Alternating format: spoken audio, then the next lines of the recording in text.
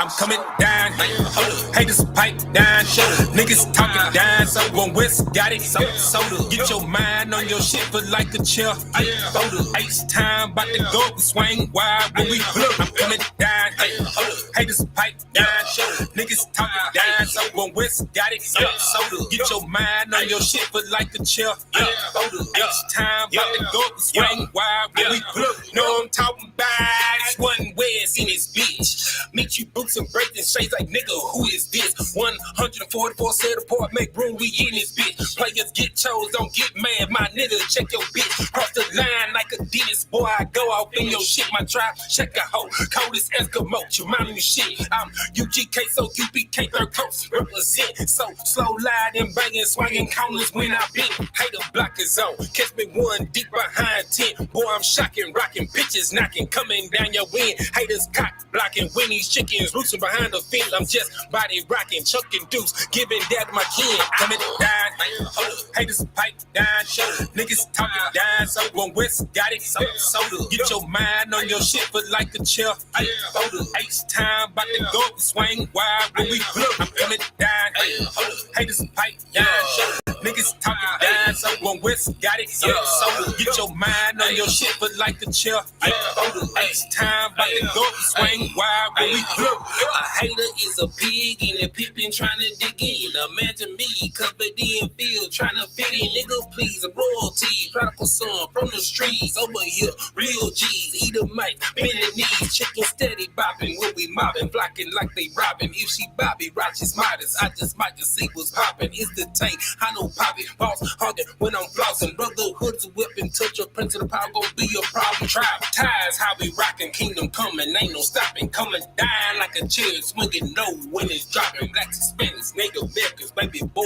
how we locking. One West got it, ain't gon' say no more. I'm done talking. I'm coming down, haters pipe down, niggas talking down. Someone West got it, soda. Get your mind on your shit, but like a chair. H time, bout to go, swing wide when we look. I'm coming down, haters pipe down, niggas talking down. Someone West got it, soda. Get your mind on your shit, but like a chair. H time, bout to go, swing wide when we look. All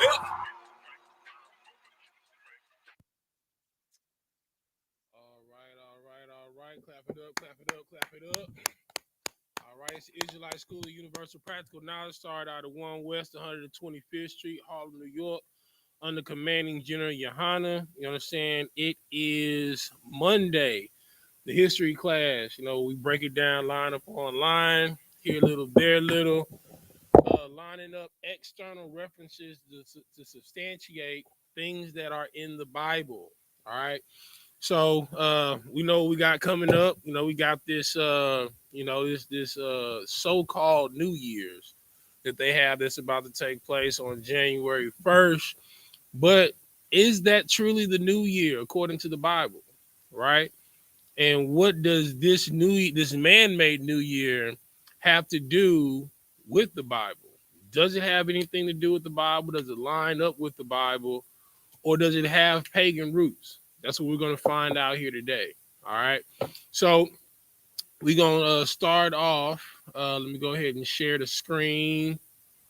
We're going to go to the book of Leviticus and pull it up on the screen. We're going to go to Leviticus chapter 23, and we're going to start at verse 4. All right. When you got it, go ahead and read it, bro. Leviticus chapter 23,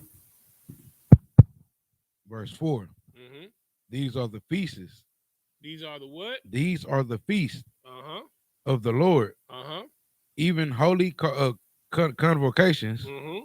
which ye shall proclaim in their seasons. Verse 5. And the 14th day of the first month. In the 14th day of what month? Of the first month. Of the what month? First month. Uh-huh. At evening is the Lord's Passover. That is even the Lord's Passover, right?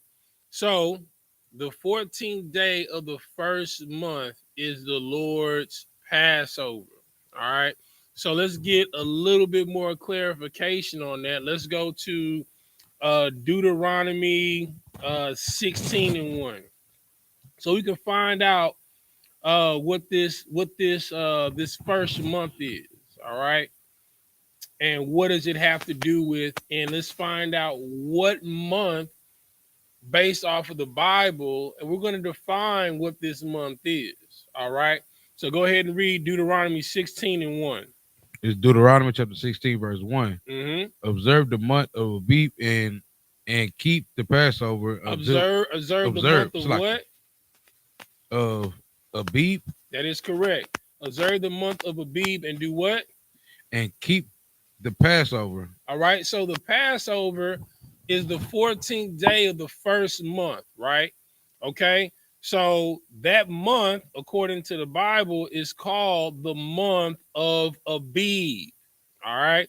So let's find out what the month of Abib actually is. All right. Pull it up on the screen for you guys. All right. Hold on. Zoom in. All right. So the word Abib, or one of its definitions, all right, which is abawar, right, means corn, to produce corn, to produce or yield corn, right? Let's pull the other definition for it.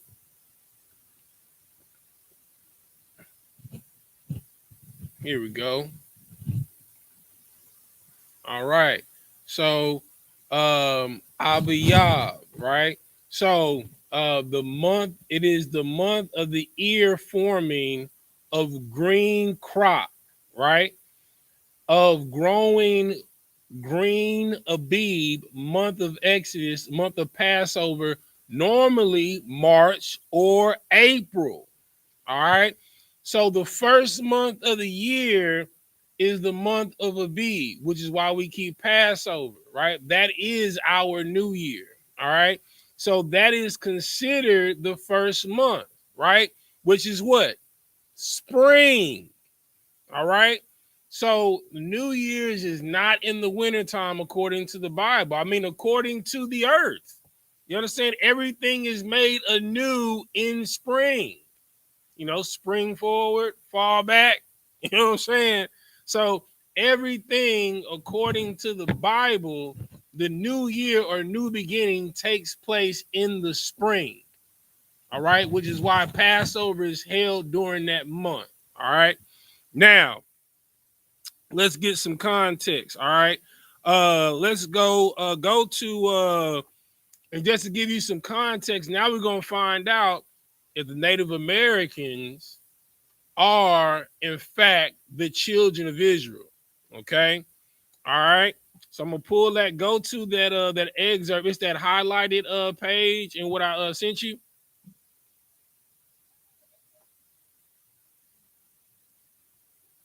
You got it? Okay. All right, I'm about to pull it up on the screen for him. Give me 1 second. All right. Go ahead. Start where it says until 70 years. This is the history of the the American Indians. Page 80. Mm-hmm. Till the 70-year captivity commenced, according to Dr. Products. Yes. 606 years before the Christian era. The Israelites had only numeral names. They had only what names? Numeral names Uh-huh.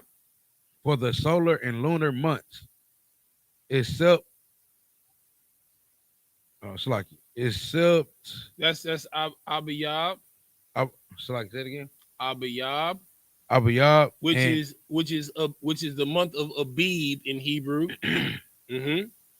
Okay, And Ha'af Bayam. and Ha'ap Bayam, Mm-hmm. the former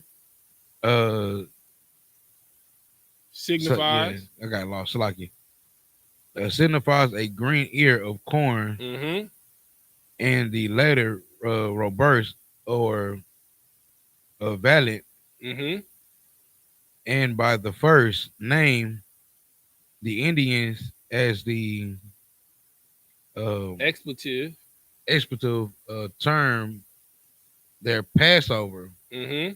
which the traditional people called the Which the trading people. oh, so like the trading people called the green corn dance. All right. So the green corn festival that the Native Americans have every year during the month of April and March coincides with the month of Abib. It follows a lunar cycle, right?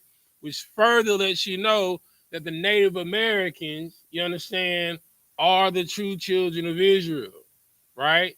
Because blacks, Hispanics, and Native Americans are the true children of Israel. And they kept their customs, right? Because they know that the real new year takes place when things become anew in the spring. All right. Keep reading. All right, no sweat. All right. So I'm until you pull it, I'm gonna read along. All right. So it says, as the Israelites were a sensual people and generally understood nothing but the shadow or literal part of the law, so the Indians closely imitate them, minding only the traditional part, which promised them a delicious land flowing with milk and honey. The two Jewish months just mentioned are unequivocal Abib or their present Nisan. So Nisan is what the Yiddish people call the month of Abib or Abiyah. Was the seventh of the civil and the first of the ecclesiastical year, answering to our March in April and the theme which began a civil war, was the seventh of that ecclesiastical, the same of our September and October. And the Indians named the various seasons of the year for planting or for ripening of fruit. The green-eared moon is the most beloved or sacred, just like Passover. Passover is the most sacred. It is the highest of high all holy days. Same thing, just like the Native Americans, because they are the children of Israel. All right. So the green-eared moon is the most beloved, the most sacred, when the first fruits become sanctified by being annually offered up, and from the period they count their beloved or holy things. All right. So that's just a small fact, right? Wanted to bring that out just so you know the Native Americans also kept Passover, right? That was also the day that they were massacred, that the first Thanksgiving took place, right? Because the Thanksgiving was about the genocide of Native Americans, of 700 Native Americans to be specific, on their green corn festival. You understand? All right. Now, let's go to all right. All right, so let's pick up, let's go to the origins of Janus. All right. So I want you to pull, let me see what page I want you to pull so we can get some context. I'll pull it up on the screen for them. Go to the one that starts off with the ancient origins of New Year's.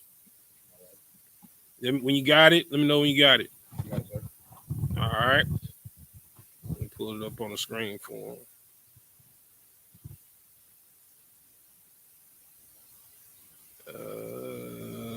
Boom. Hold on.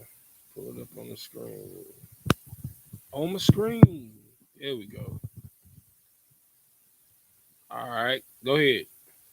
All right, this is the website ancientorigins.net.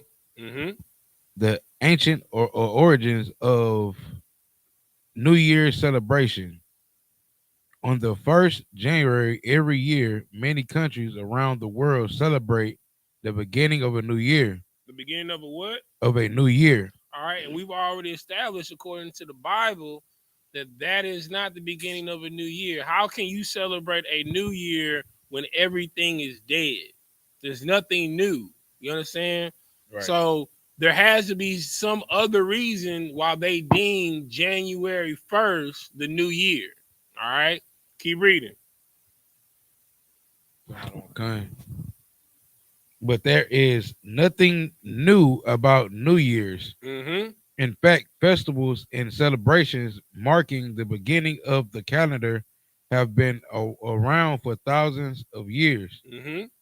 While some festivals were simply a chance to drink and be merry, many other New Year celebrations were linked to arga. How you pronounce that word, sir?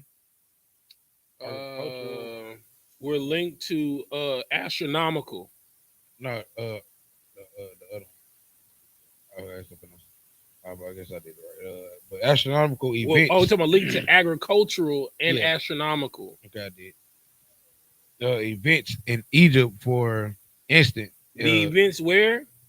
In Egypt. All right. So this goes all the way back to Egypt. All right.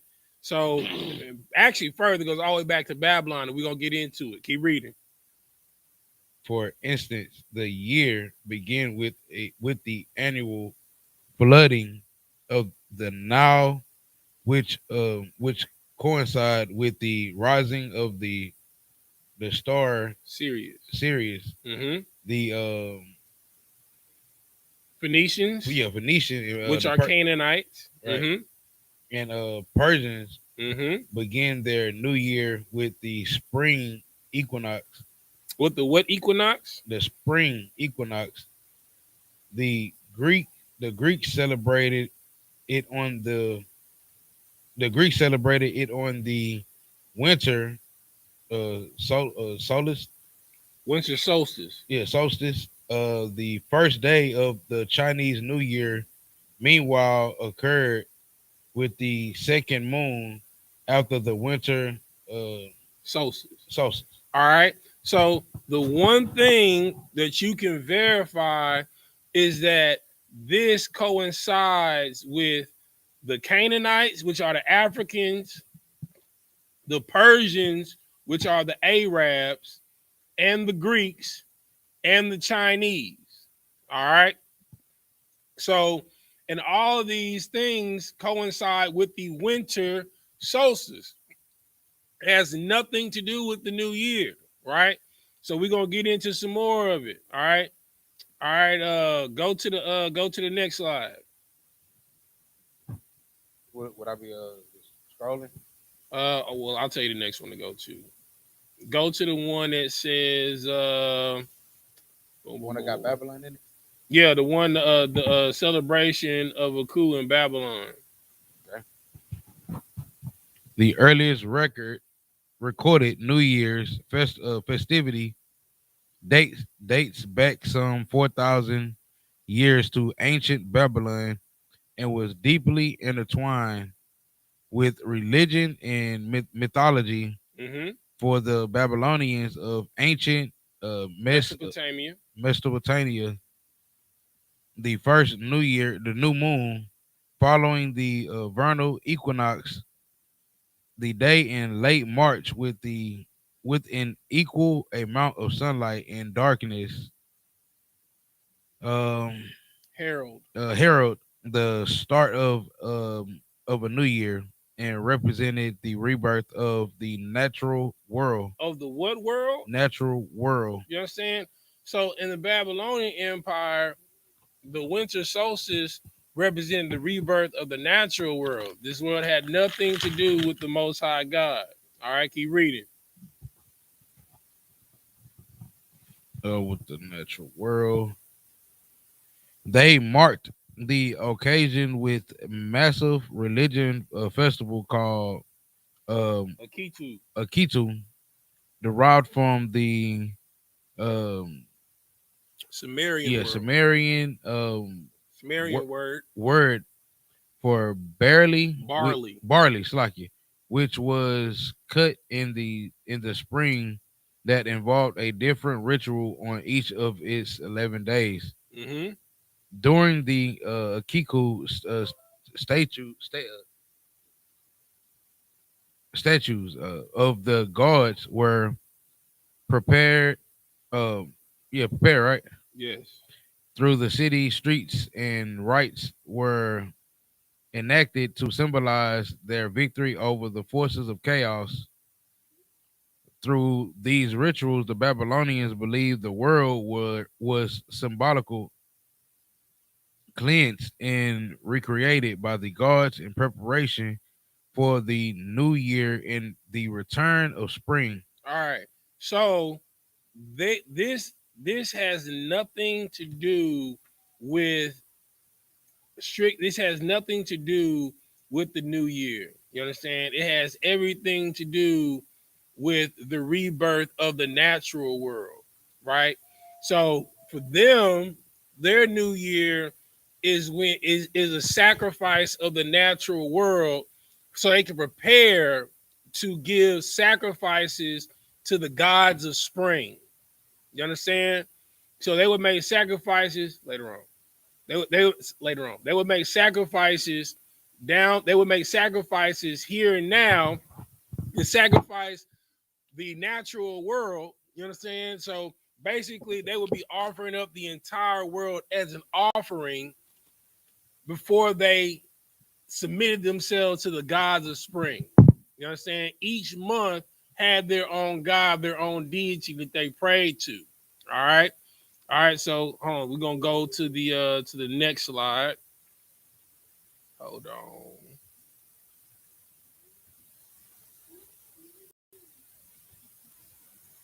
Let's see. All right. So go to the one that started as a part of his reform. As a part of when we started at the top, right? No. Hold on. That's actually that's behind one. Hold on. Gregorian calendar. Hold on. No, go to the one that has news at the top and it says Happy New Year. Romans believed that the month of January was added to the calendar by Numa. Mm-hmm. The association between Janus and the calendar were Cemented. submitted by the construction of 12 altars, one for each month of the year. All right. So remember what I said, right? So each month of the year had its own God. All right. And January was the month of Janus. All right. It is the two-faced God. You know what I'm saying? And this was established by the Roman Empire. All right. The New Year's that you celebrate today has to do with the Greco-Roman Empire. All right. Go ahead. Can you read it, sir? Mm-hmm. The 12 altars, one for each month of the year, in Janus temple, in the formula no or form Of a holotarium. Hoboterium, the vegetable market. All right. So the reason why the Temple of Janus was set as a holotarium or a vegetable market, because January basically is a sacrifice to the coming of spring, right? So you would come, make an offering unto Janus so that you would have a good yield for the spring to come, right? All right, keep reading. The vegetable market. The poet Marshall, Marshall Marshall thus thus described Janus as the progenitor and father of the years. All right. So Janus is the progenitor and the god of the year. All right. So we're going to go to the next slide, the one that says from 153 BC onward. You said the one that says what, sir? It says news at the top, but then it says from 153 BC onward. 1 6. It has news at the top, just like the last slide had. It's 153 BC, right? Mm-hmm. Okay. From 153 BC onward, the consul, the chief magistrates Of the Republic. So took office on the first day of January, which the Romans called the Calends. Mm-hmm. The new consults offered prayers to Janus and To priests. who? Janus. To who? Janus. Mm-hmm. Keep reading. And priests dedicated spilt mixed with salt in a traditional barley cake known as the what's this, sir? Known as the annual To the god. Romans describe New Year's gifts distributed. It's like it. Romans distributed New Year's gifts of dates, figs, and honeys to their friends in the hopes that the year ahead would turn out to be sweet as well as coin. All right. So this is the beginning of the idea of making a New Year's resolution, and also the reason why they give gifts during December and January, right? So Christmas has ties to Babylon, right? The New Year that we celebrate also is it started in Babylon. The Persians and the Medes picked it up. Then the Egyptians, all right. Then the Greeks conquered Egypt, and the Persians took on their culture. So then the Greeks adopted it, and out of the Greco Empire came the Romans. Okay, so the idea of having cakes, you know what I'm saying, in sweets or some type of you know how what at New Year's, one of the things they have black eyed peas, right? So black eyed peas are supposed to symbolize a penny, right? So and the penny is to bring forth good tithings into the new year, right? This idea dates all the way back to the Roman Empire, right? So the giving of sweets, you understand, getting drunk, you know what I'm saying, popping bottles, you know, and all these little feasts and party favors they have during New Year's is all about bringing tithings and offerings unto Janus. All right, keep reading. A sign of hope for prosperity. Janus assumed a key role in all Roman public sacrifices, receiving incense and wine first before other deities was because as the doorkeeper of the heavens. The doorkeepers of the what? Of the heavens. Janus was the route through which one received the which other one gods. reached. Oh, so like it reached the other god, even Jupiter himself. All right. So I'm gonna put something up on the screen. Hold on. So you can get a better idea of what he's talking about. So at the beginning of the class, I showed this figure. All right. So Janus is known as the two-faced god, right? The two faces represents looking back in the past and also looking forward to the future. As you can look, the face to the left has a frown on it. You know what I'm saying? and it has like darkness is shrouded, right? That's represents the past, and it represents winter, the end of the year, right? And then the face to the right, you understand, it has a pleasant look up on it for hope of good tithing and goodwill to come in the future and marching on to the rest of the year. All right. So that's shedding light on what he was reading. All right. All right, go ahead. Keep reading. I feel like I went to look at the pictures as well, sir. No sweat. The text on agriculture, written by Cato the Elder, describes how offerings would be made to Janus, Jupiter, and Juno as part of the pre-harvest sacrifice to ensure a good crop. All right. So when you're celebrating New Year, you're making a sacrifice, right? For a good harvest or a good crop, basically good tithings for the new year. All right. Let's see, let's go to the next slide. Hold on, I'm pulling it up on the screen for him. All right. The God of doors, that's the one you're gonna read, the one that says the God of doors. All right, the God of doors in transition, the history of ancient Roman god Janus. Now we're gonna really get into it now. Okay.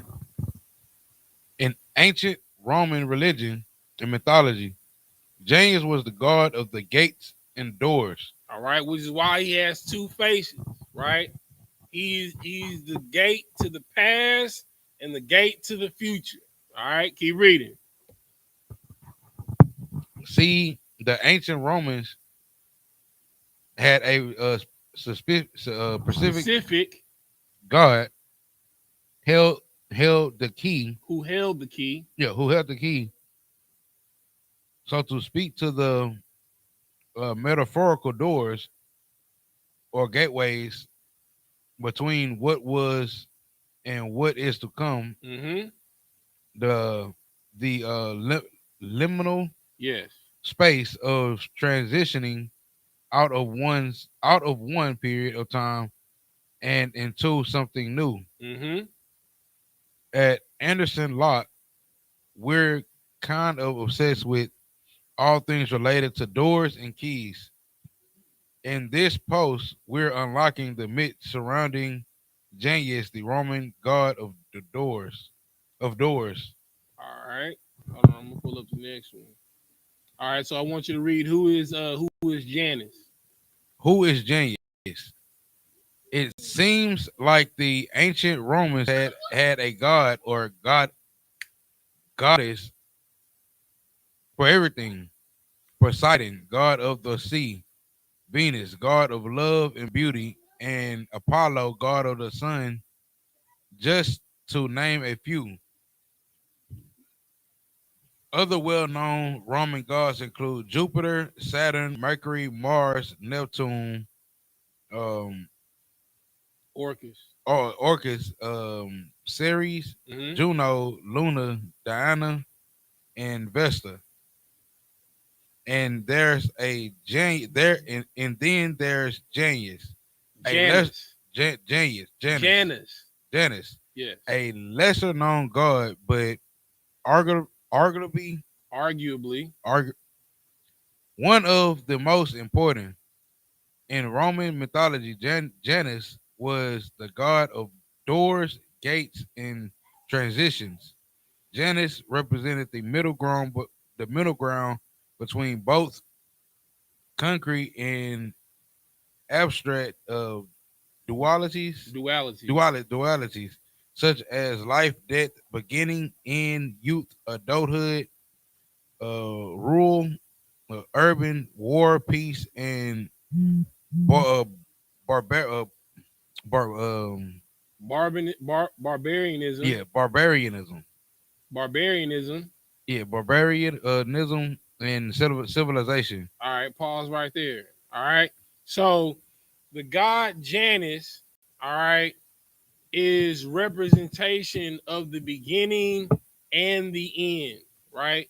So the reason why you hold it in January, which is the month that's named and attributed to Janus, also to Jupiter, all right, is because he's the door, right? So the door is at death, life and death, right?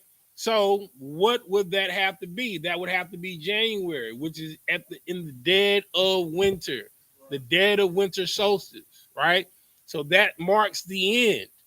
So he has to be there. The head of Janus has to be there. That is the end of the head. That is the backside. That's the picture that I showed you guys. This picture right here. All right. So that marks the beginning and the end. That marks life and death, right?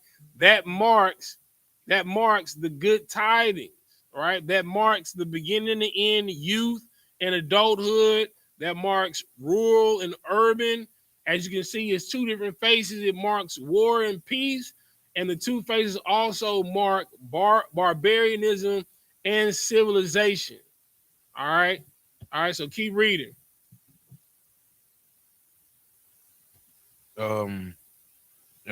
Janus was known as the initiator of human life transformation between stages of life and shifts from one historical era to another. Mm-hmm.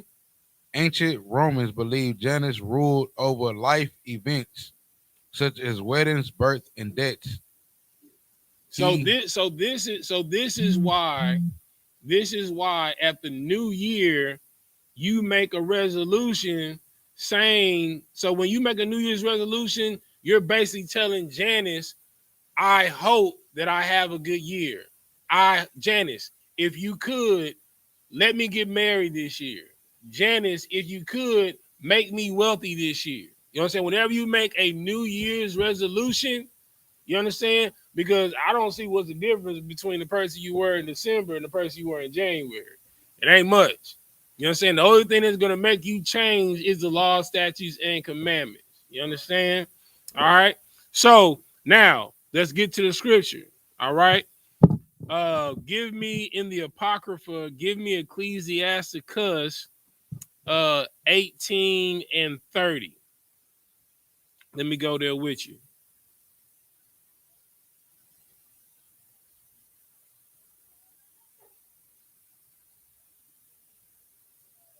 Ready? I know you're ready, sir. Hold on, let me get there.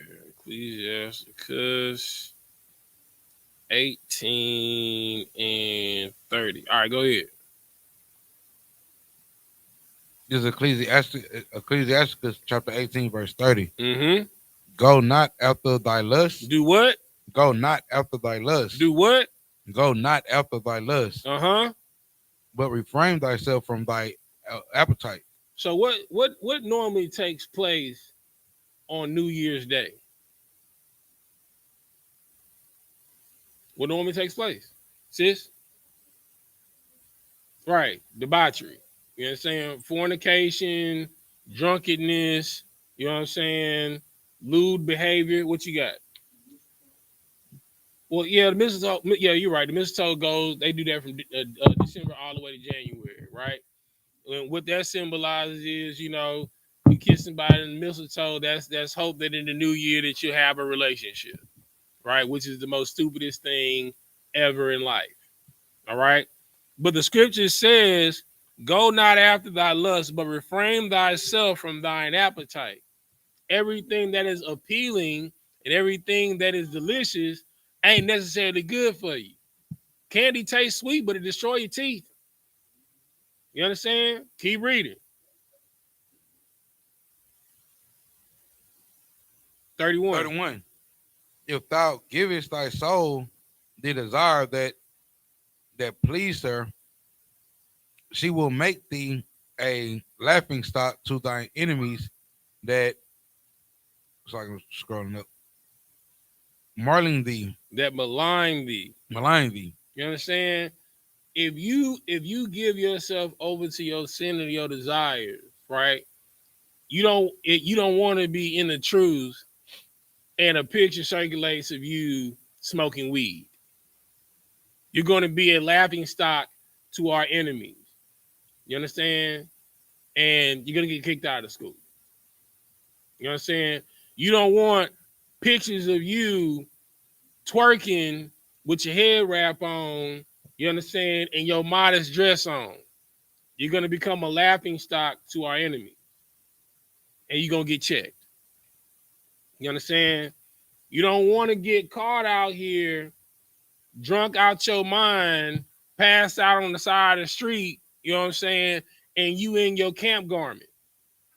You know what I'm saying? And you drunk on the side of 6th Street, or you drunk on the side of Bourbon Street, or you drunk on the side of the street in Vegas, and pictures start circulating. Oh, I thought these are supposed to be priests of the Lord. You're going to make us a laughing stock to our enemies. You understand? Keep reading. Verse 32. Taking our pleasure in much good cheer. You understand? Anything that is too much good cheer, it's not good. You know what I'm saying? And what it's talking about? It's talking about drinking. If you drink too much, you're going to sin, right? Which is why the scripture says to be sober, be vigilant, because your enemy, the devil, walks about like a roaring lion, seeing who he can devour. Now, being sober and vigilant is not saying that you can't drink, but know your limitations. You know what I'm saying? You can get nice. That's cool.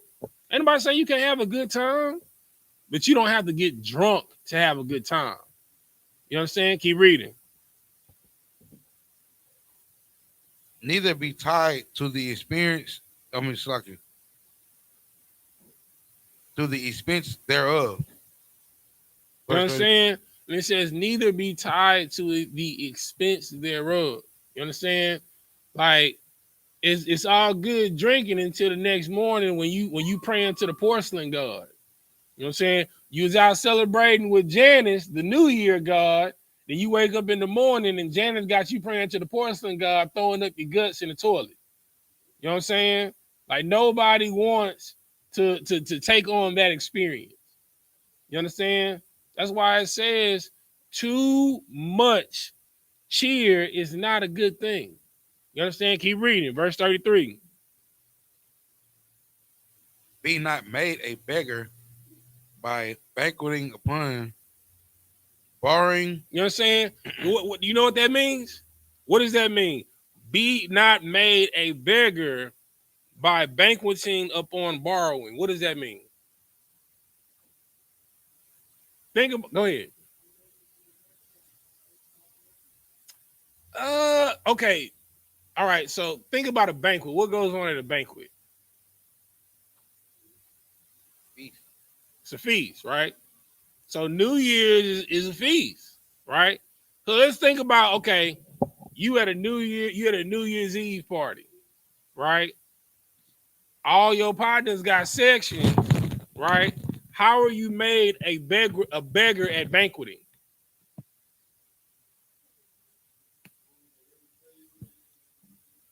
Yeah, that exactly, right? That's exactly how you made a beggar at banqueting. You going from table to table, like, hey man, man, y'all cool, bro. You know what I'm saying? Let me get a little bit of y'all Ciroc. You go to the next table, hey man, should let me pour some of y'all Hennessy. You know what I'm saying? Do not become a beggar at banqueting. That is what the spirit of Janus is going to make you become. Because it's nothing about the Lord. It is about destroying you. It has nothing to do with the Lord, but everything to do with debauchery, just like Bacchanalia, which is Mardi Gras. You know what I'm saying? Debauchery and drunkenness. All right? Keep reading.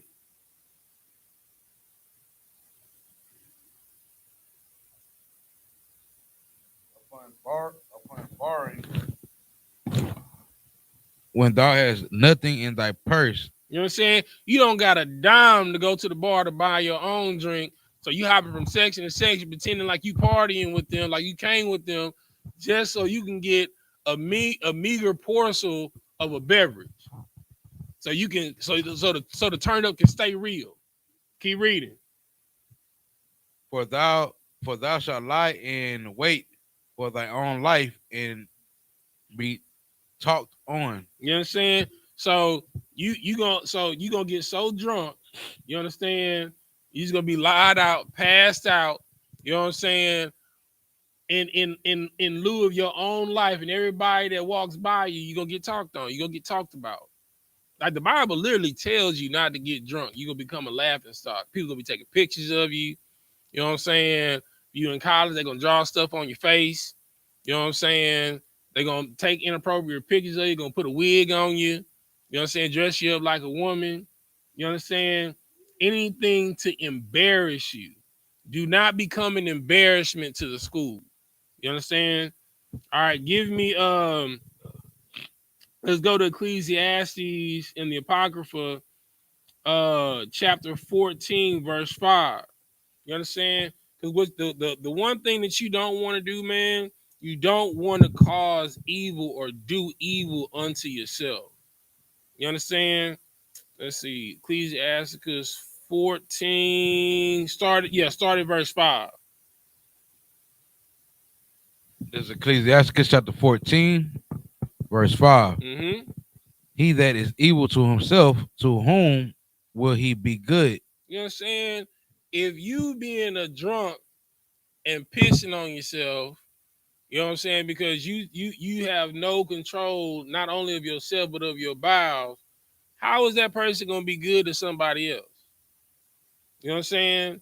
You treat others like you treat yourself. You destroy yourself. What you gonna do to others? You're gonna destroy them too. You know what I'm saying? Because you're gonna want them to get drunk just like you, be toe up just like you, be throwing up, praying to the porcelain god just like you, just so y'all can all remember. Man, that was a crazy night. Remember that night? Remember that night we got so wasted? We had that hangover. We was throwing up all the next day. There's nothing cool about that. All right. Nothing. Keep reading. He shall not take pleasure in his goods. Mm-hmm. Verse 6. There is none worse than he that envied himself, and this is a recompense of his wickedness. This is a recompense of what? Of his You know what I'm wickedness. saying? Because he has no remorse of the evil that he's done. He doesn't care that he was drunk. He looking for the next party, the next weekend, so he can do it all over again. Keep reading. Verse 8. Verse 8. The envious man that had a wicked eye, he turned away his face and despised men. Mm-hmm. Keep reading. Verse 9. A covetous man's eye will not satisfy with is not satisfied. It is not satisfied with his portion, Mm-hmm. and the iniquity of the wickedness dried up his soul. You understand? So that means nothing that you will do will be able to satisfy the quench of your wickedness. You understand? If you want to get a drink, it ain't gonna be. You want to try every drink up in there. You want to try Hennessy. You want to try Casamigos. You want to try Ciroc. You want to try Seagrams. You understand? You want to try Bombay Sapphire. You want to try everything. You understand? Until your body and your liver is destroyed. You understand? Like if you become a whoremonger, you want to try and hit every woman that you can that night to destroy them to bring into the new year. If you a whore, it's the same thing. You understand? There will be no quench to your wickedness. Keep reading. Verse 10.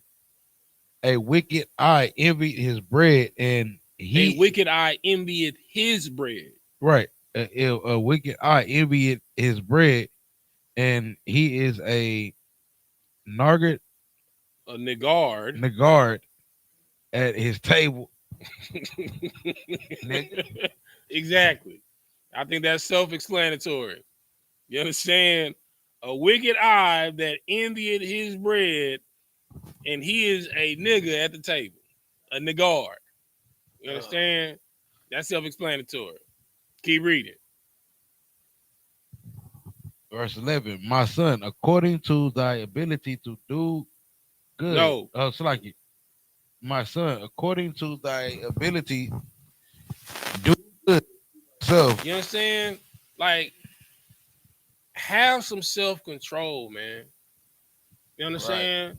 Right. If you gonna go out, you understand, go out with the idea, I'm gonna have a good time, I'm gonna have a couple of drinks, I'm gonna go home. You know what I'm saying? You don't gotta bring the sun up. You understand? You don't gotta, if they got a bottle of Casamigos at the section, you don't gotta drink the whole bottle of Casamigos. Right. You understand? Do good unto thyself. Because nobody wants to pray to the porcelain God in the morning. Nobody. Right. You know what I'm saying? Your liver will thank you, your abs will thank you, and your throat will thank you. You understand? Keep reading. Verse 12. Keep reading. That ain't the end of that verse. Do good unto thyself. Like you. And give the Lord his due offerings. You know what I'm saying? And that ain't a New Year's resolution on January 1st. Keep reading. Verse 12. Verse 12. Remember that death will not be long in coming, and that the covenant of the grave is not shewed unto thee. You understand? And that part right there, when it says, and death will not be long in coming, hell, you get drunk New Year's night, it sure as hell won't be long in coming. You understand?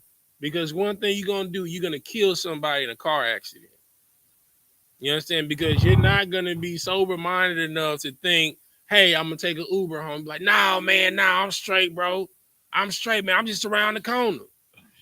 You understand? And you drive in a ditch or you drive in oncoming traffic and you kill somebody. You understand? You kill a family on the way home, or God forbid you drive into somebody's house. You understand? Like, death won't be long away from you. You understand? You out there shooting fireworks shooting guns in the air. You understand? You driving home, get hit by a stray bullet. You understand? They come through the roof of your car. You understand? This is why you should not be partaking in any of these festivals. Or hell, you be out there with a fool that don't know how to hold a gun.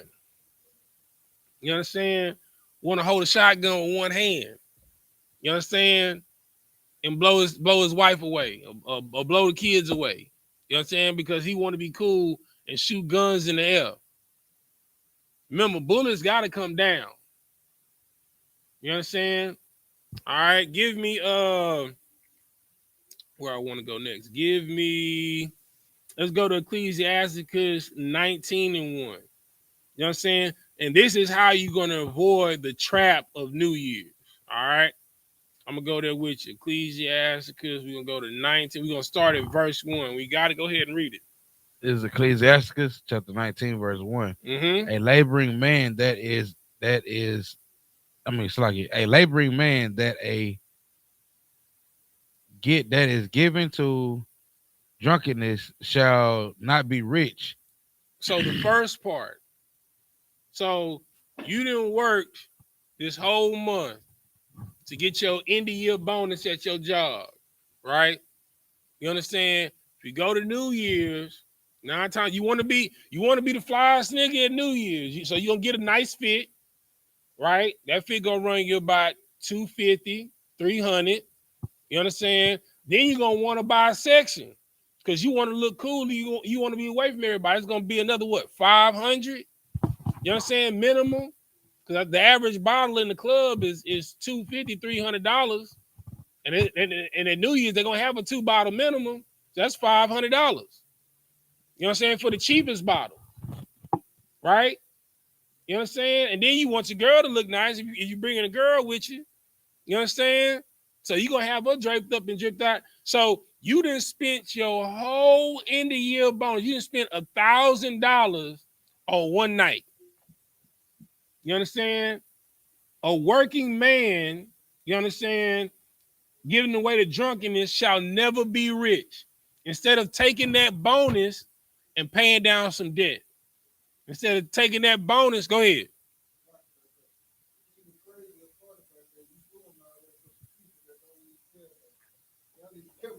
Man pleasing. You know what I'm saying?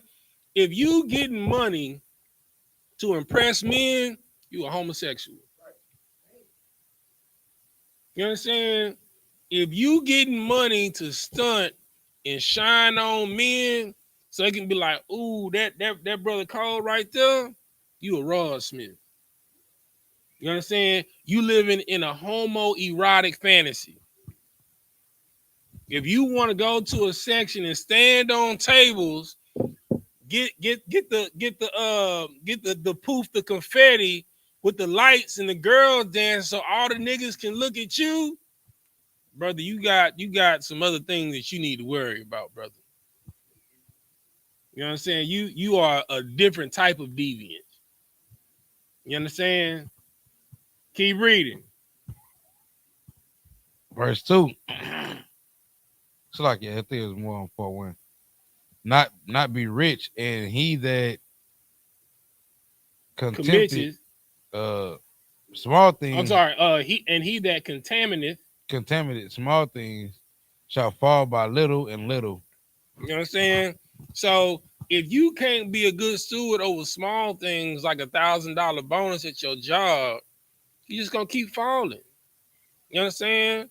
Like if you can't be a good steward and take the money that the Lord has blessed you with to take care of your household, to take care of your wife, to take care of your children, but to stunt for like when I said, for some niggas that don't even care about you, niggas that you probably never gonna see again. You understand? Like it's gonna be a wrap for you. You understand? Keep reading. Verse 2. Verse 2. Wine and women will make men of understanding to fall away. Wine and women. You understand? If you out here getting drunk, you understand, to make somebody a wife for the night, you understand, you're gonna fall away from the truth, man. Because that woman is going to make you forsake the truth. That wine is going to make you forget the truth, which is why you're gonna lie down and make that woman your wife for the night. You understand? Keep reading.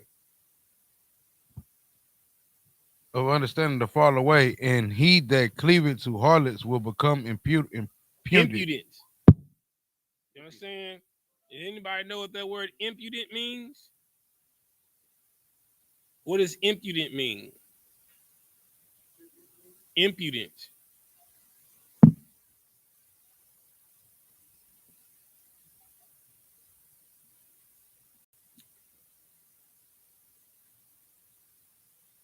Anybody? What does impudent mean?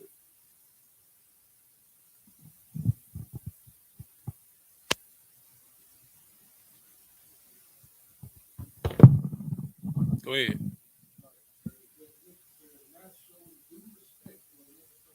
Right. You understand? You will become a debaucherous whoremonger of whores. You understand? You have no respect for yourself, so you don't have no respect for a woman that's your sister. You understand?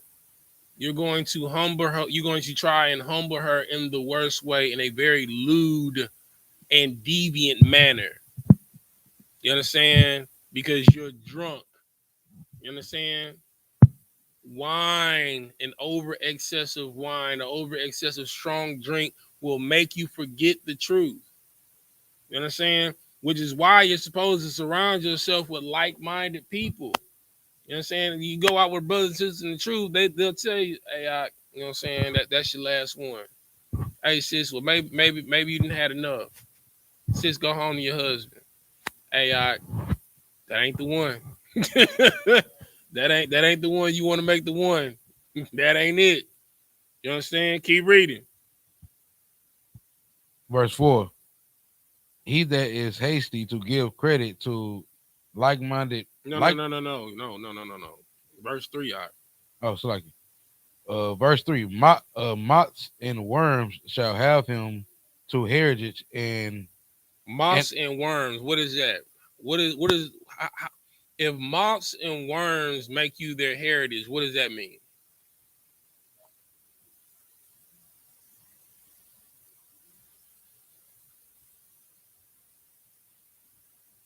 If moths and worms make you their heritage, there you go. You're dead. You understand? You are dead inside. You understand? And you gonna die. You laying down with every woman that you see, you gonna get an STD, you gonna die. You understand? If you laying down with every brother that you see, you gonna get an STD, you gonna die. You understand? You dead inside. You have no morality. You have no character. You understand? You don't got no gumption about you. You understand? Keep reading. Moss and worms will make you their heritage. Read. And a bold man shall be taken away. You understand? And when you out and look, and just like in that Outcast song, you'll be in the club. Who want to mess with Hollywood Code? You understand? You know what I'm saying? You out here trying to fight, brawl, and what's gonna happen? You being a bold man, you gonna go to jail. You understand? I'm trying to save you from what's gonna happen if you go to New Year's. If you go to this New Year's celebration, you understand? You're gonna get drunk. You understand? You're gonna pass out. You're gonna embarrass yourself. You're gonna piss on yourself.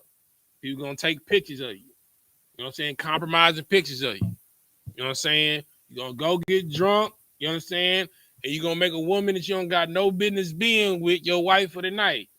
God forbid you make a mistake that hurts you for the next 18 years of your life. Right. One night of pleasure give you a lifetime of pain. They go on both sides, brothers and sisters. You understand?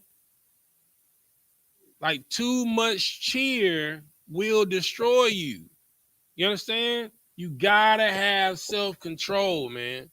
There's nothing wrong with going out and having a good time. But this specific night you going out and having a good time, it don't got nothing to do with the Lord. So the purpose is to destroy you. And you gotta know that. You know what I'm saying? Everybody that's out there got a demonic spirit on them.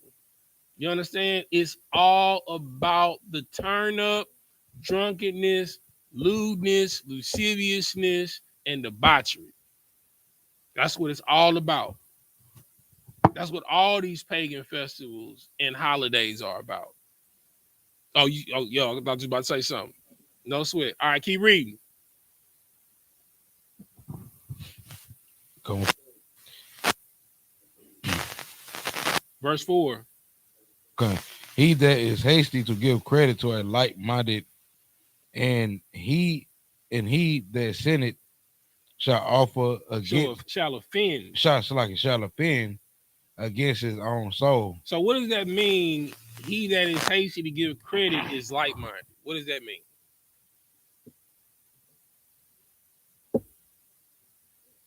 If you are hasty to give credit, you are like-minded. Light, like not heavy, light-minded. If you hasty to give credit, you light-minded.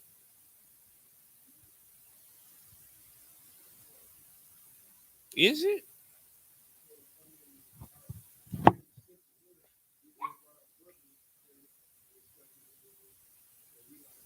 But are we hasty to give credit?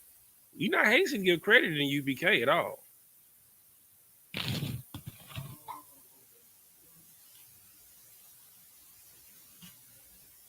Yeah, we not hasty to give credit at all.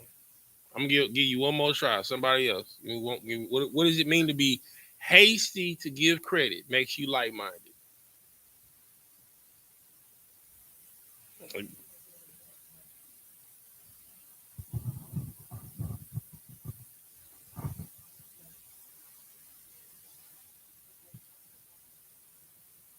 Well, that's the light-minded side, but the hasty to give credit.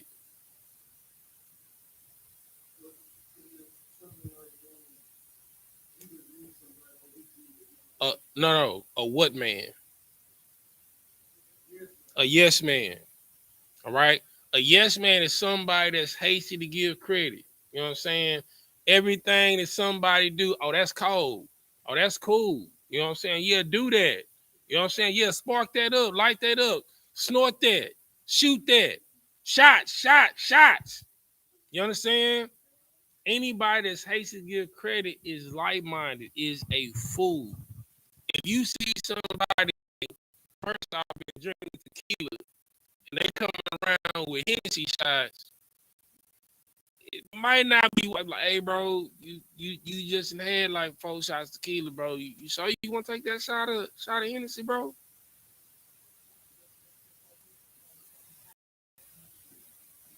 Right. I mean, you shouldn't be hasty to give credit to anything. You understand? You shouldn't be hasty to say anything is cool. You understand? Like, or if anybody say, man, well, let's do this. My first mind is no. But instead of saying no, I say we'll see. You understand?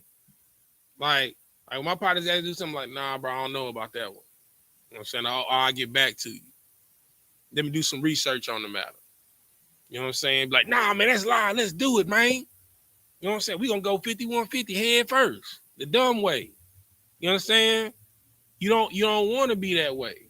You understand? You don't want to be light-minded. You don't want to be a fool. Because if you're hasty to give anything credit without thinking, you're going to make a foolish mistake. Right? All right. Keep reading. Verse 5. Whoso taketh pleasure in wickedness shall be condemned, but he that resisted pleasure crowded in his life. He that resisted pleasure crowneth his life. All right. So whoso taketh pleasure in wickedness shall be condemned.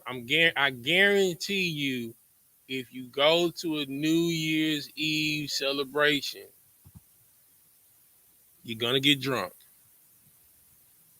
You get drunk, you gonna make somebody your wife that's not your wife. You're gonna lay with a man that's not your husband. Guaranteed. You understand? You risk the risk of being outside when they busting shots in the air, becoming an innocent bystander, being outside by stray bullets. You understand? Like you making yourself a risk to fall victim to wickedness. Keep reading. Shall be condemned, but that is, but he that resisted pleasure crowned his life. You understand? Verse 6. If you're not so quick every time they bring a round of drinks, you understand, to take a shot, 9 times out of 10 you're gonna be good to drive home. You understand? If you're not always so hasty, you know what I'm saying? If all of your partners then bought sections to be around here hopping from section to section, you know what I'm saying, being a beggar at a banquet, you understand? You're not gonna pass out. You're not gonna piss yourself. You're not gonna embarrass yourself. You understand? Don't be so quick, you understand, to turn up. And furthermore, what you turning up for? You understand? What is there to celebrate? There's nothing to celebrate. You understand? There's nothing about Janice that is of God. There's nothing to celebrate. What have you done to celebrate? You just blew your entire end of year bonus on one night. What is there to celebrate? Keep reading. Verse 6. Verse 6. He that can rule his tongue shall live without strife, and he that hated babbling shall have less evil. And that's another thing. When you get drunk, what's the first thing that happens when you start drinking?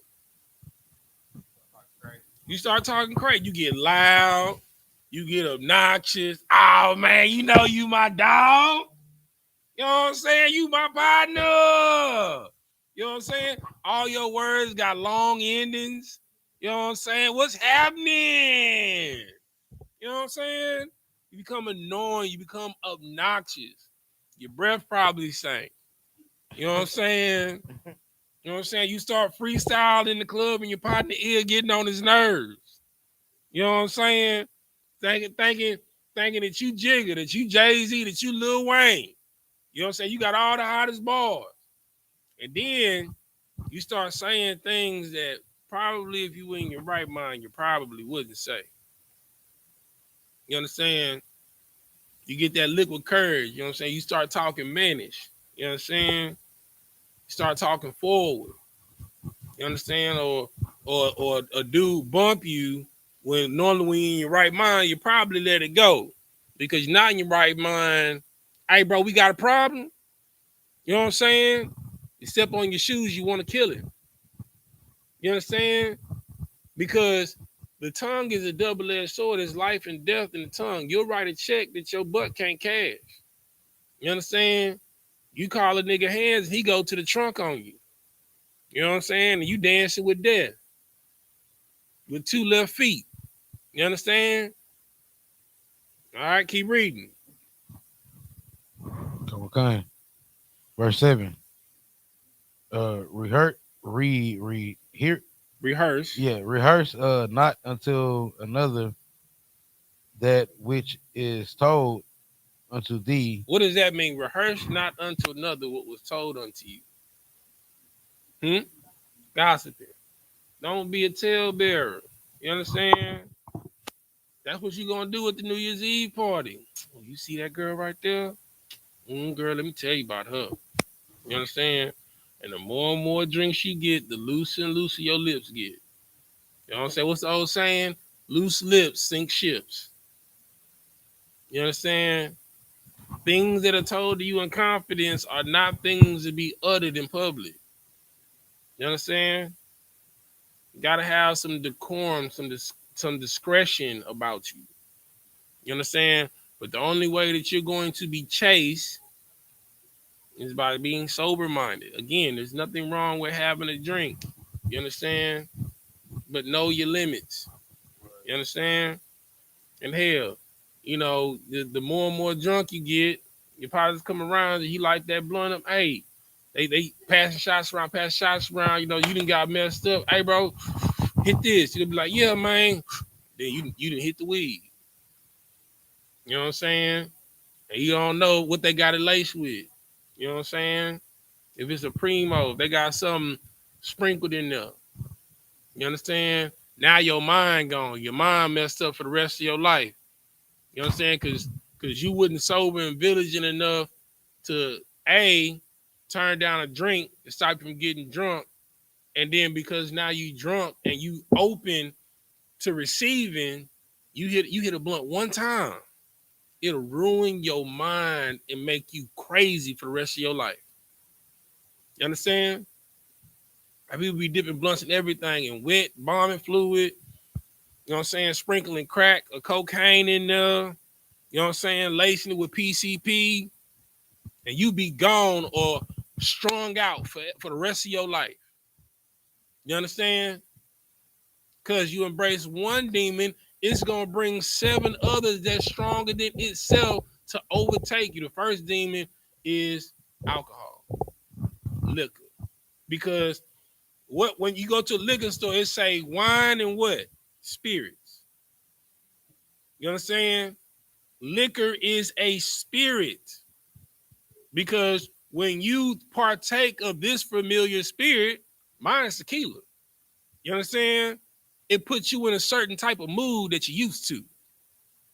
You understand? And the more and more you get in this mood, the more and more you get outside of your rational mindset. And you get in the mindset of this spirit that's flowing through you. And then you possess. The full possession is drunkenness. You understand? You become lewd. You become obnoxious. You understand? You become forward. You understand? Keep reading.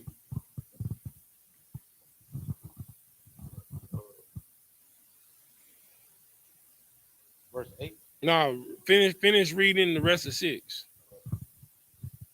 Well, just read all 6 again. Okay. He that you said verse 6? I'm sorry, read the rest of verse 7. Okay. Rehearse not unto another that which is told unto thee, and thou shalt fare never the worst. Verse 8. Verse 8. Whether it be to friend or foe, talk not of another man's lives. Lives. You understand? Like when somebody asks me, like when somebody asks you about somebody else's business, what they got going on, hey bro, it's not my business. You know what I'm saying? Hey bro, you saw that that thing that such and such did? Like, hey bro, I can't call it. You know what I'm saying? Like one of my favorite people, one of my favorite people as far as personality that I love is Dame Dash, man. Dame Dash is hilarious.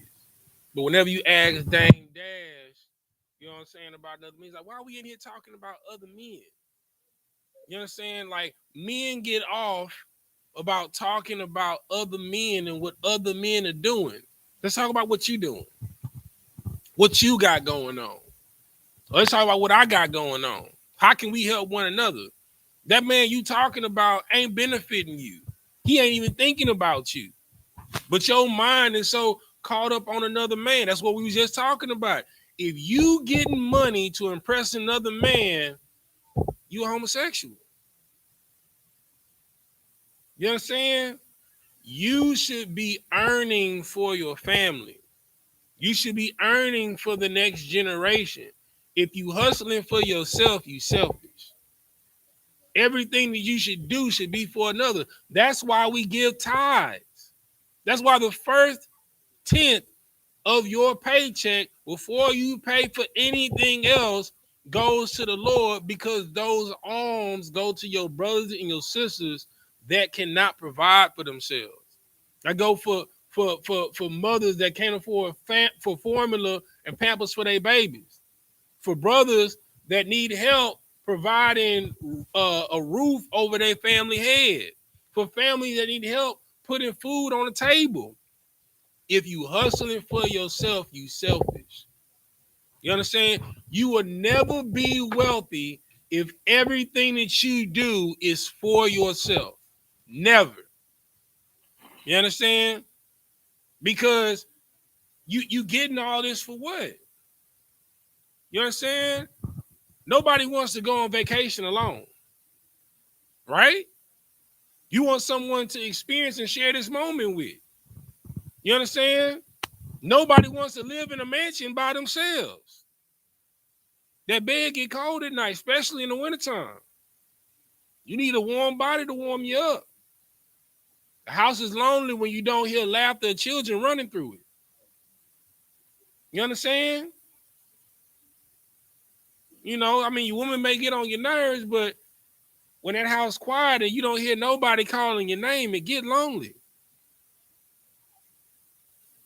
Keep reading.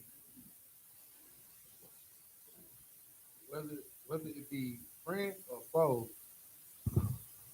talk not of another man's lives, and if thou canst without offense, reveal them not. You understand? If somebody asks you about, I mean, you may know the information they asking about. You know what I'm saying? Like, talk about something else. Like, hey, bro, you heard how such and such messed up? Nah, bro. But shoot, you know what I'm saying? I heard about, you know what I'm saying, how he helped his son get a scholarship, though. I think that was live. You know what I'm saying? Shoot, you know what I'm saying? I heard how he helped his wife get out of debt. Shoot, that was live. You know what I'm saying? I heard how she closed this huge real estate deal that allowed her to get some land for her family. That was live. You know what I'm saying? Like when somebody try and bring negativity towards somebody, speak light. You know what I'm saying? That's gonna shut that down immediately. But well, man, I don't want to talk about that. Well, I don't want to talk about what you talking about. I don't know nothing about what you talking about. You know what I'm saying? And why you trying to throw shade on this brother? What's your motive? Why you and this is what you should really ask yourself. Why do they feel okay coming to you to talk about it? See, because if you really real, ain't nobody gonna come to you and talk to you about gossip, because they're not gonna feel comfortable doing it. So if they feel comfortable coming to talk to you about gossip, what does that say about you? That you a gossiping. You know what I'm saying? You a talebearer. You know what I'm saying? I thought you wanted to add something, Yashar. You know what I'm saying? No sweat. Keep reading. It's all good. Verse 9. Verse 9. For he heard and observed thee, and when time cometh, he will hate thee. You know what I'm saying? Because best believe when you gossip on somebody, word gonna get back. You know what I'm saying? And in the words of Jay Prince, bad news gonna beat you home. You understand? Like, you don't want to be that dude. You step into the spot, turn the corner, and a nigga sneak you because you've been gossiping, you've been speaking on his name that you don't got no business talking on. You understand? Because the words that come out of your mouth can get you killed. You understand? You can't take certain things back that you utter out your mouth. You understand? You talking to the wrong people can get somebody a life and death sentence. Get somebody set up on a RICO case. Get somebody sent to prison for 30 years. You understand what I'm saying? Be careful what you uttering because it might come back to you. And that boomerang, when it hits you, it might hit you in the head and knock you out. You understand? You throw it with minimal effort, but when it come back, that boomerang, whew, it's like trying to shoot a rubber band and it miss your finger and smack you back in the face. You know what I'm saying? Straight up. That ain't fun. It don't feel good. You know what I'm saying? Keep reading. Verse 10. Verse 10. If thou hast heard a word, let it die with thee. You know what I'm saying? And if somebody do try and gossip something with you or give you some inside information, let it die with you. So I'm going to tell you something. Brothers, if you were ever privileged to sit in on a major council, what goes on in that major council can never be uttered. You understand? Ever. And if what goes on in that major council is found out and said to someone else, they're going to ask, where did you get that information from? Because it's only a certain amount of people that know that information. They're going to find out. And you will be punished for it. You understand? It's just like a lawyer. You understand? It's lawyer-client privilege. Everything that you say to me, by law, I can't tell anyone else. So as a lawyer, if you tell me, bro, I just killed this nigga, I can't tell nobody else. You understand? Until we figure out the whole matter, you understand? And we deal with it. And even when we deal with it, I still can't tell anybody. Let it die with you. If someone comes to you and confide in you something they're going through, that's not for you to use against them. That's not for you to hold over their head and hold it against them. It should die right there with you. That demon that they trying to get up off of them that you help exercise, let it die right there. And you should think no lesser or greater than that person. You understand what I'm saying? Keep reading.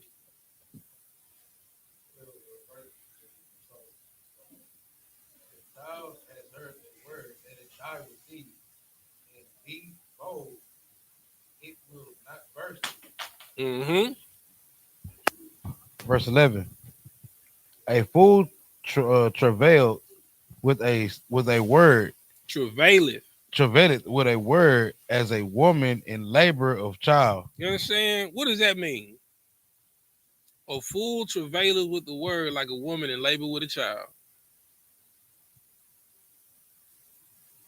How do labor pains feel? They feel good? You know what I'm saying? That's like a secret to a fool. It pains them to keep the secret. Like, ooh, brother, I want to tell you so bad. And it's people like that. Like, bro, I got something I want to tell you, bro, but I can't tell you, man. You know what I'm saying? It's killing them inside.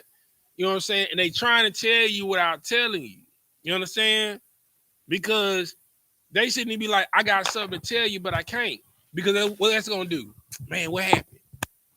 And when you keep asking, man, well, since you twisted my arm, man, I'm going to go ahead and tell you. You know what I'm saying? A word to a fool is like a woman in labor. it pains them to keep a secret. So if you know somebody's a fool, why would you tell them a secret? You understand? Loose lips sink ships. Keep reading. Verse 11. A fool travaileth with a word as a 12. okay. 12. Verse 12. As an arrow that sticketh in a man's thigh, so is a word within a fool's belly. You understand? So a a word to a fool is like an arrow that sticks in a man's thigh. You understand? It's going to kill them not to tell someone something. And then them telling someone is going to literally kill them. Because I don't like you speak on any man's life and any man's business. It's not your business and it's personal. They gonna come see you. Same thing with a woman. And it ain't gonna be good. It's not. Ain't no good outcome on you speaking on another man or another woman's life. You know what I'm saying? This is law that you should keep for life. Shut up. Keep your mouth closed. If somebody come to you in confidence for counsel, let it die there. You understand? If somebody come to you, girl, you heard this? Hell no, I ain't heard that. Who you heard it from? Let's get to the bottom of the matter. Who you heard it from? Who told you? Why you coming over here and telling me? Have you the person that you asked me about? Did you ask that person? Is it true? Because if you go and ask that person if it's true, they're gonna ask you, well, who told you that information? You understand? That's the type of brother or sister you should be. You understand? If somebody comes to you talking to you about someone else, hey, I don't want to hear that. Hey, sis, I want to hear that. If you got an issue, go talk to that person. Matthew 18:15. If that person is transgress you or trespass you, go to him and him alone. Oh, that ain't something that happened to you one-on-one, so why you coming to me with hearsay? So you don't even know you going off of what somebody said. You hadn't talked to both parties. You hadn't gotten to the bottom of the matter. So why we talking? You understand? Don't allow somebody to think it's cool to talk to you about other people. That ain't cool. You know what I'm saying? All right. Let's go to what was that? Let's go to Wisdom of Solomon in the Apocrypha. Let's go to Wisdom of Solomon chapter 1. See what verse I want to start at. Wisdom of Solomon. Let's see. Let's see my business here.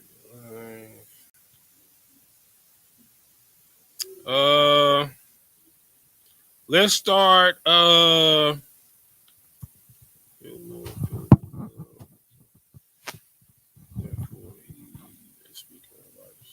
right, let's start at verse 7. Go to Wisdom of Solomon, verse 1. Let's start at verse 7. This is the Wisdom of Solomon, chapter 1, verse 7. Mm-hmm. For the Spirit of the Lord filled the world, and that which containeth all things had knowledge of the voice. Mm-hmm. Verse 8.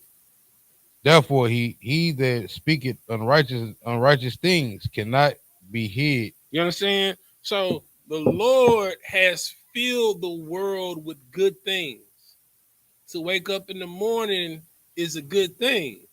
So if it's sunlight outside and a storm cloud come, you're going to notice it immediately, right?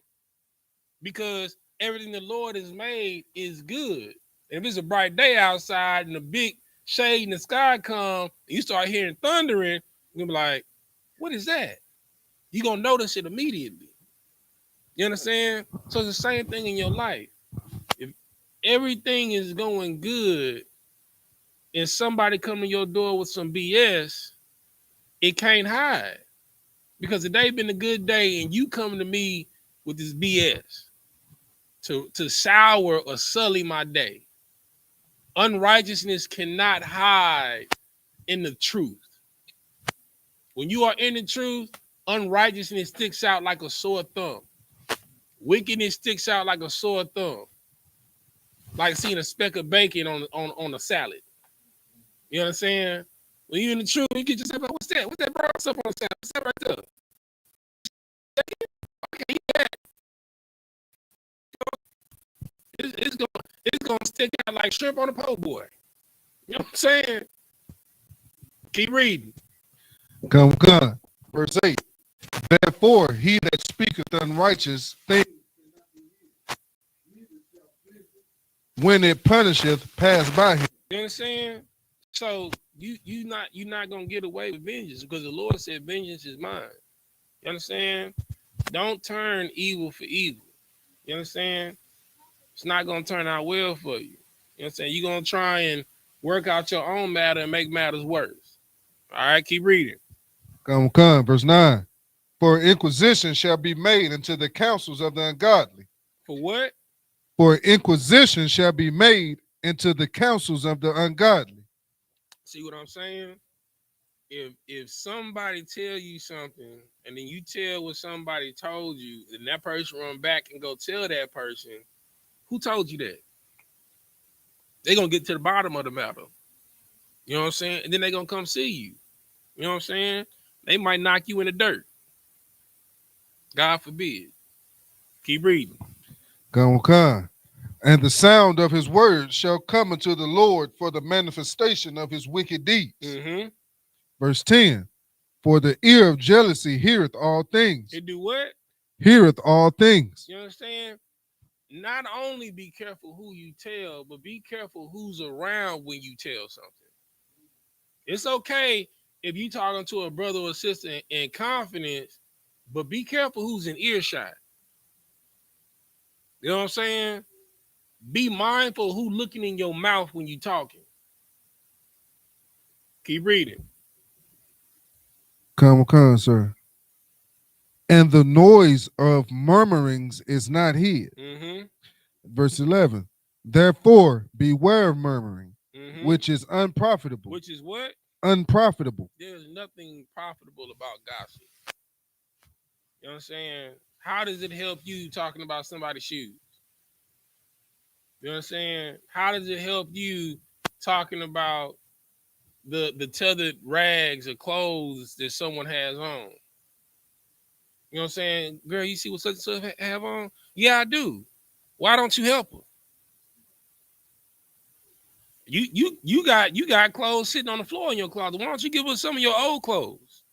Since you talking about what she got on, look at what you got on. You know what I'm saying? There's nothing profitable about murmuring. And if someone comes to you, turn that murmur up on them. You understand?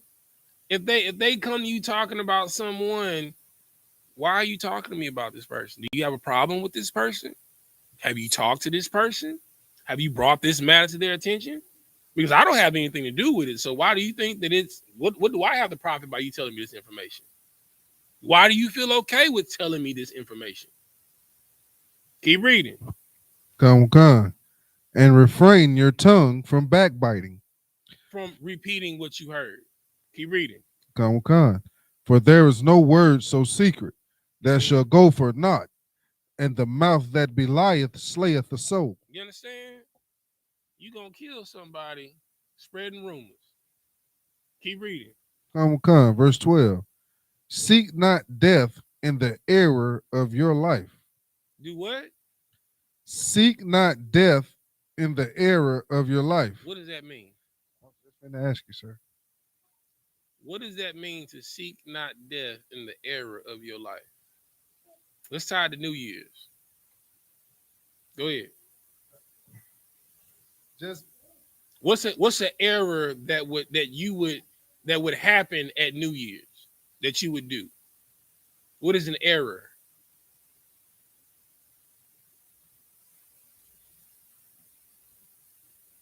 Sis? But what is an error that would take place that you would do during New Year's? Okay, what's a sin? Give me a sin.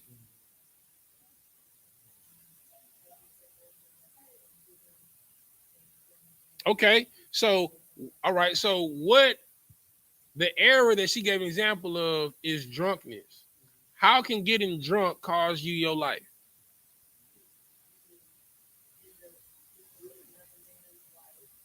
Okay, that's an extreme measure, but definitely, yeah, he come home. Right. You see, this it's two in your dome. It's a double tap.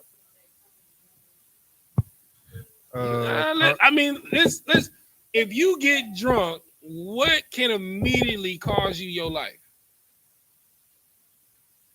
It's not hard. It's a state law about it. Drunk driving. Drunk driving. Okay. Okay. That's an error that can cost you your life. All right.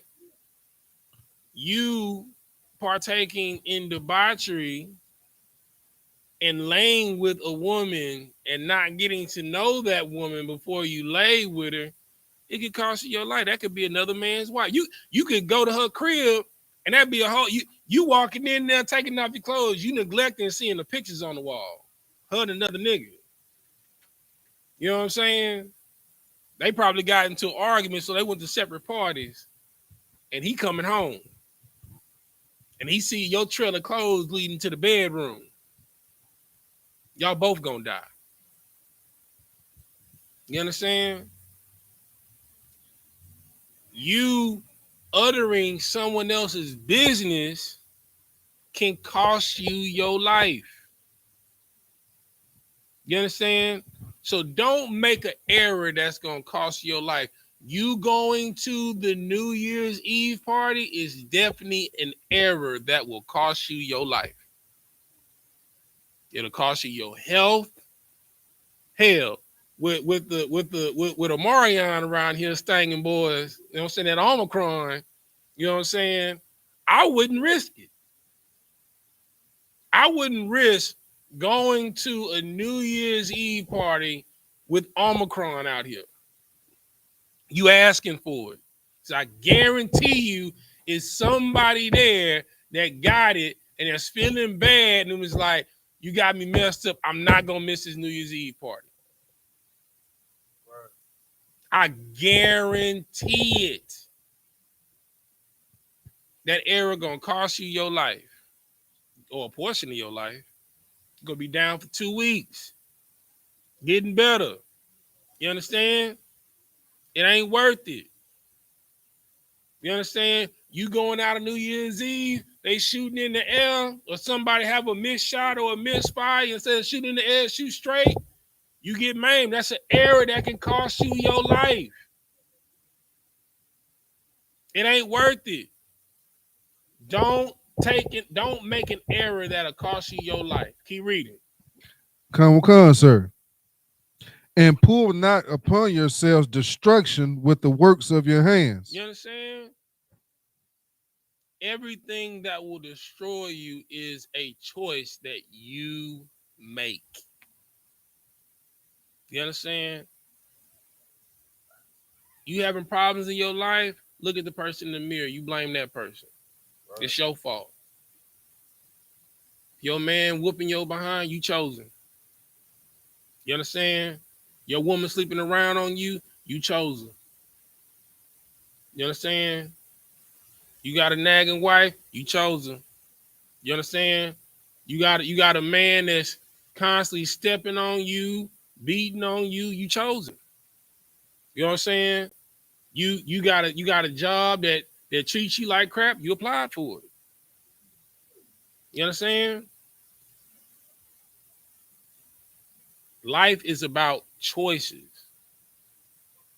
Everything that you're going through right now is directly applicable to the choices that you have made. Now, granted, from 1 to about 18, I ain't gonna say 18. 17, I'll give it to you. That ain't your fault. 18 on, it's your fault. In certain cases, matter of fact, I'm gonna say 16. Because certain decisions that you make when you're 16, you out of there for your life. Go ahead. It's like, sir, but even still to your decisions you made in your past life, you know what I'm saying, that you don't even know nothing about, you paying for right now, the mistakes you made back then. Facts. Don't think you're getting away just because ain't nobody found out about it. The Lord know. The Lord know what you're doing. The Lord knows who you are when nobody's around, when nobody's looking. You understand? When you in your room, when you in your apartment. You understand? When you in the bathroom, when you in these back alleys. You understand? When you in your car. You understand? The things you doing in the dark. The Lord knows. You're not gonna get away. Ever. Because you wanna know why? Because you can't lie to yourself. You know the things that you've done. Because when you're doing, you immediately feel guilty for them. And that guilt, that's the Lord. You understand? That's a tally marked against you. When you look at yourself in the mirror and you got that look of disgust, like what did I just do? Why did I just lie? Why did I just lie with this person? What am I doing? What am I doing with my life? Why am I here? Choices. Keep reading. Another one come. Verse 13. For God made not death. He did what? For God made not death. Mm-hmm. Neither hath he pleasure in the destruction of the living. You understand? Like, you supposed to live a life eternally and more abundantly. You understand? Like, Lord don't take pleasure in you getting cancer. He don't take pleasure in your limbs getting hacked off because you got diabetes. You understand? He doesn't take pleasure in watching you die slow. You understand? Because you got hypertension and high blood pressure. The Lord don't take pleasure in seeing you get beat on. You understand? Because you made a wrong decision and you get beat to death by your husband one day. You understand? The Lord don't take pleasure in domestic violence. It's not what he made this life for. You understand? He doesn't take pleasure in seeing black on black crime. He doesn't take pleasure in that. But there has to be consequences for your choices. You understand? For every blessing, there's a curse. You understand? So for every choice, right or wrong, there is an opposite and equal reaction for it. There is a recourse for every choice that you make, positive or negative. Now, here's the thing. Positive and negativity ain't necessarily a bad thing, because the negative thing that happens to you can be a positive to get you on the right track. That's what it's for. That's what punishment is for. That's what chastising is for. Evil can be good. How? How can evil be good? Let's say, for instance, someone gets caught molesting a child. How do you stop someone from molesting a child? With evil. So they don't ever molest a child ever again. You understand? You catch someone trying to murder your son. How do you stop that person from murdering your son? You protect your son. It's going to cost that person's life. It's going to be evil for them, but it's going to be good for your son. You understand what I'm saying? But the Lord does not take pleasure in destroying you. But there's a recourse for every choice that you make, and you have to know that. If you go to New Year's, you risk catching the coronavirus. If you go to New Year's, you risk driving home drunk, killing someone, or possibly killing yourself. Or on a lighter note, totaling your car. Now you don't have a way to get to and from work, or to pick your kids up from school, or to take them to daycare, or they got football, or whatever they got going on. You understand? You lay down with a woman, you mistakenly don't put on a rubber. Now you got a baby mama. A little mushroom growing. And right. And a bun growing in the oven. that you didn't plan on. You don't know nothing about her. You don't know her background. You don't know her beliefs. You understand? Same thing on the sister side. You lay down with a brother, he knock you up. You can't get in contact with him ever again. You'll never see him again. Now you stuck raising a child by yourself. You know what I'm saying? Don't let these errors cost you your life. It's not worth it. Keep reading. Come, sir. Verse 14. Mm-hmm. For he created all things. For he did what? For he created all things Mm-hmm. that they might have their being. Mm-hmm.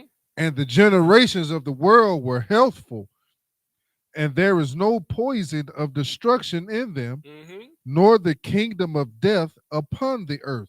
You understand? If everybody doing right, ain't no reason for nobody to die. You understand? Like the way you're supposed to die, you're literally supposed to draw up your feet and go to sleep with your father. That's how you're supposed to die. You're supposed to transition. That's how you're supposed to die. You're not supposed to die a violent death. But that's common. You understand? Niggas getting killed by the police, that's common. Niggas killing each other, that's common. Like, you don't even cringe at the thought of hearing another black man dying at the hand of another black man. You don't cringe at another Hispanic man dying at the hand of another Hispanic man. You don't cringe. You don't even bat an eye. You see another man gun, you see another brother or sister gunned down by a cop, you just scrolling through the TV. You don't even stop. It's just another day in the hood. You understand?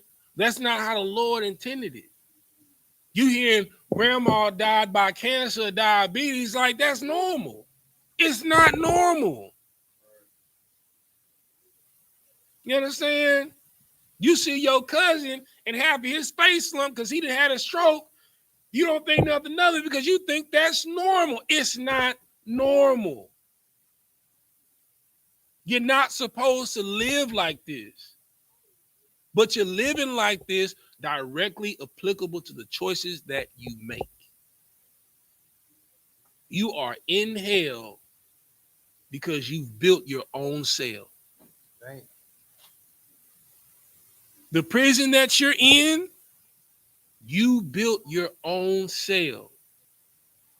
You built your own 6x9, your own stainless steel toilet with no cover. You understand? Your own bug ridden cot. You understand? And your own concrete floors with a metal bar window. You built it. And each choice you make, that cell gets smaller and smaller till you feel like you in solitary confinement and you want to kill yourself. Do not let your errors cost you your life. Keep reading. Going out of one kind. Verse 15. For righteousness is immortal. Righteousness is what? Immortal. Keep reading. Verse 16. But ungodly men with their works and words called it to them. For when they thought to have it their friend, they consumed to naught and made a covenant with it, because they are worthy to take part with it. You understand? Righteousness will save your life. So on December 31st, on this so-called New Year's Eve, choose righteousness and do not allow the errors to cost you your life. And with that, we're going to say Amajium, which means to stand. All right, Sar, which means to turn, face to east. We're going to say the Lord's Prayer. Repeat after me. Abanawa, Shabbat Shemayim, Kodah, Ayah, Shemka, Yahweh, Malawaka, Saba'ah, Ratazayaka, Ayah, Aisha, Baratazah, Kowab, Ayah, Bashamayim, Natolanawa, Lakam, Call, Yawam, Wasalak Noah, Kabawak Noah, Kasalak Noah, Kabawak Noah, Wala'ab, Kabi'ai Noah, Badasai 1, Abal, Awashai Noah, Mayan, Rai, Kayab, Lakub, Hamalakwa, Wahala, Wahatapara, La'awalumium, Aman. In the English, Our Father, which art in heaven, hallowed be thy name. Yahweh, thy kingdom come, thy will be done in earth as it is in heaven. Give us this day our daily bread, and forgive us our debts as we forgive our debtors, and lead us not into temptation, but deliver us from evil. For thine is the kingdom, and the power, and the glory, forever. So be it. Sar, turn your face to front. We'll give a courtesy salute to the brothers, then to the sisters, individual. By Shabbat. Baji. Ra. Yahweh by Hashem Yahushua Brakatah. Yakamata. Sar, turn your face to sisters, individual. By Shabbat. Baji. Ra. Yahweh Shamar God by Hashem Yahushua. Yakamata. Dismiss.